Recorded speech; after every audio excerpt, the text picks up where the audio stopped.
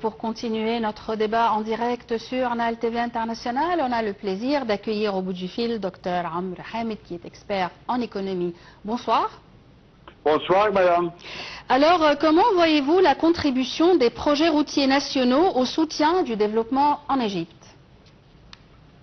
Alors, pour analyser cette contribution, on peut se concentrer plus ou moins sur plusieurs aspects qui sont clés.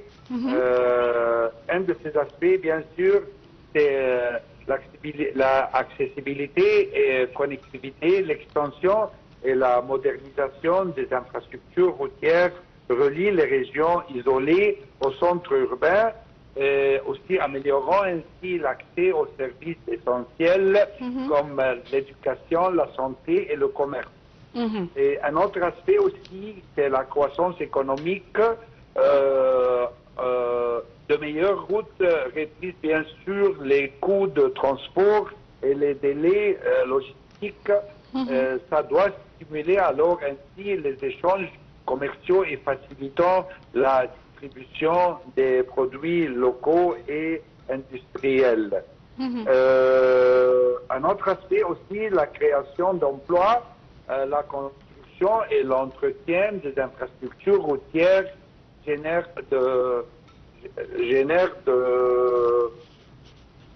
des emplois directs dans la construction et indirects aussi dans le commerce et les services associés.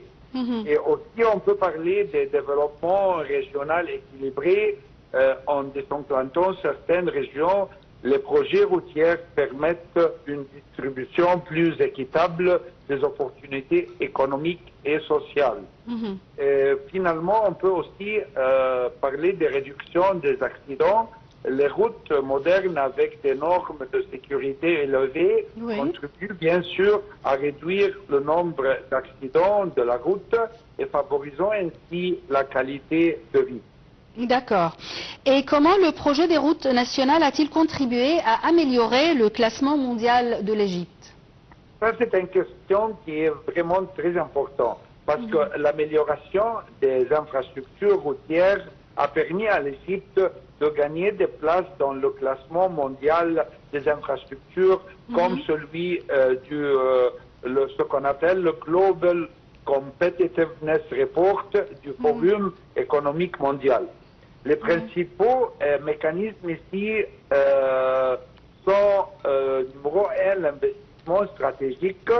Des milliards de livres égyptiennes ont été investis dans la création de routes rapides, de ponts aussi et de connexions entre les grandes villes et les zones industrielles.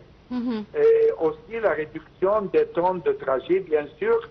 Les nouvelles routes ont réduit les temps de déplacement entre les principales zones économiques, augmentant ainsi l'efficacité logistique et commerciale. Et aussi, on doit noter l'adoption, je veux dire, de standards internationaux, l'application de normes internationales dans la construction et l'entretien des routes a été un facteur clé pour améliorer la perception globale. D'importance aussi, c'est l'impact mesurable.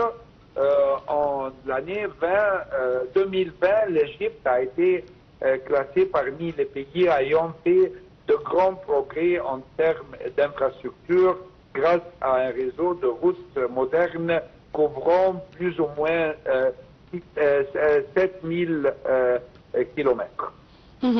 Alors, ce qui doit par conséquent attirer plus d'investissements pour l'Égypte. Ah, bien sûr, bien sûr. Et ça c'est si vous voulez, l'amélioration de la logistique, c'est un réseau routier moderne qui réduit les coûts de transport des matières premières et des produits finis, rendant l'Égypte plus compétitive pour les entreprises exportatrices.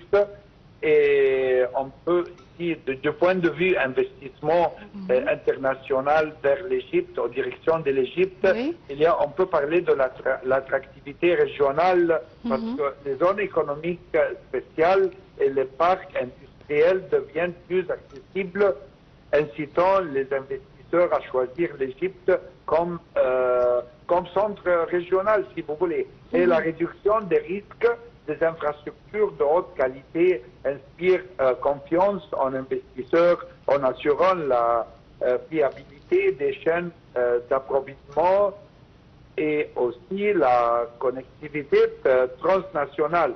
L'amélioration des routes reliant disons, les ports et les frontières facilite le commerce régional et international. Et ça doit renforcer le rôle de l'Égypte comme hub pour l'Afrique et le Moyen-Orient. Et aussi, on peut parler ici de la renforcement du climat des affaires.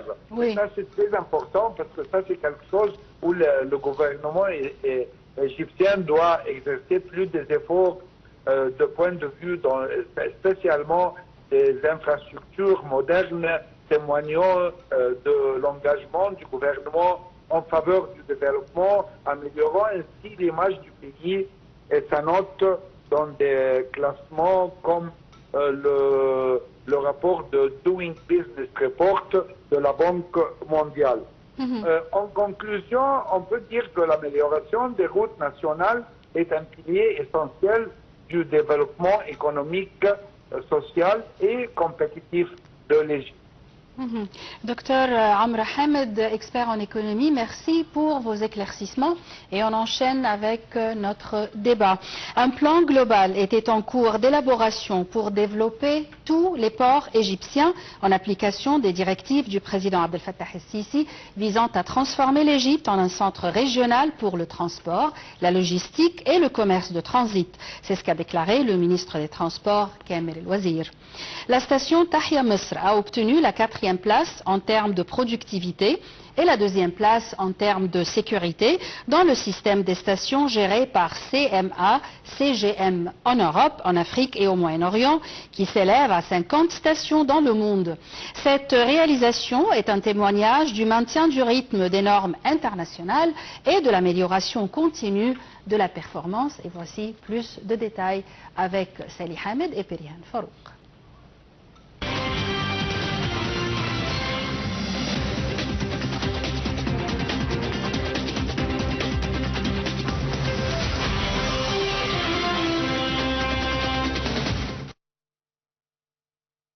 Un plan global était en cours d'élaboration pour développer tous les ports égyptiens en application des directives du président Abdel Fattah el-Sisi visant à transformer l'Égypte en un centre régional pour le transport, la logistique et le commerce de transit. C'est ce qu'a déclaré le ministre des Transports Kamel El-Wazir. Le ministre a fait ces déclarations à l'occasion de la célébration par le ministère des Transports, représenté par le groupe égyptien pour les terminaux polyvalents, du premier anniversaire de l'inauguration présidentielle du terminal polyvalent Tahia Misr dans le port d'Alexandrie le 15 juin 2023, précédé par le début de l'exploitation expérimentale du terminal et l'accueil des premiers navires sur son quai nord le 12 février 2023.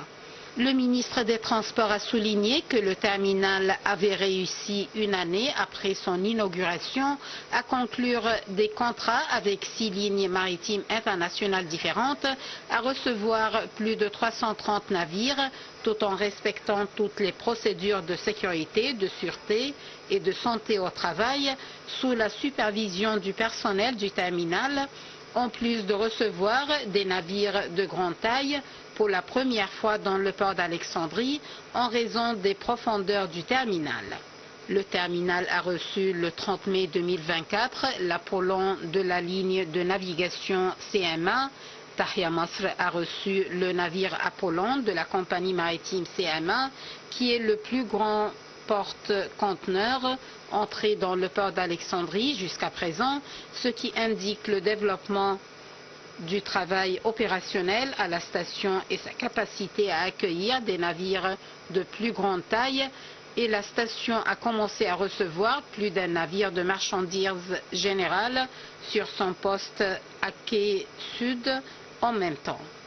Le ministre des Transports a ajouté qu'en raison des indicateurs de performance de la station pendant sa première année, le port d'Alexandrie avait commencé à s'inscrire comme l'un des terminaux de transit à l'avenir, où le pourcentage de transit du commerce total a atteint environ 39%, et il est prévu de faire de la station un centre majeur pour le commerce de transit au Moyen-Orient.